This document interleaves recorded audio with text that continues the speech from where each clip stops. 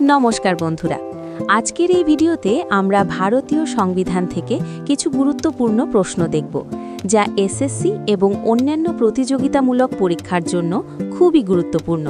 চলুন শুরু করা যাক।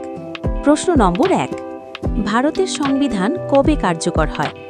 এ 15ই আগস্ট 1947, বি 26শে জানুয়ারি 1950, সি 26শে নভেম্বর 1949, ডি 2রা অক্টোবর 1950।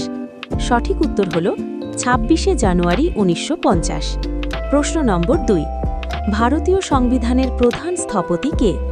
এ Mahatma Gandhi, B Jawaharlal Nehru, C doctor B R. Ambedkar, D Sardar Patel. সঠিক উত্তর হল ডক্টর বি.আর. আম্বেদকর।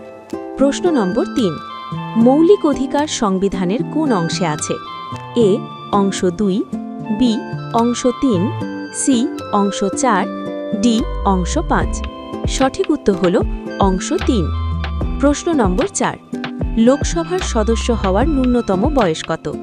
এ 21 বছর, বি 25 বছর, সি 30 বছর, ডি 35 বছর।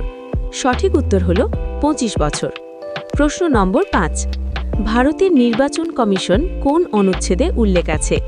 এ 280, বি 324, সি 356, ডি 368। সঠিক উত্তর হল 324। বন্ধুরা, এই ধরনের গুরুত্বপূর্ণ প্রশ্ন প্রায়ই এসএসসি এবং ইউপিএসসি পরীক্ষায় আসে।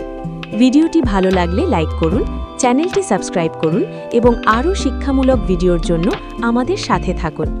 ধন্যবাদ।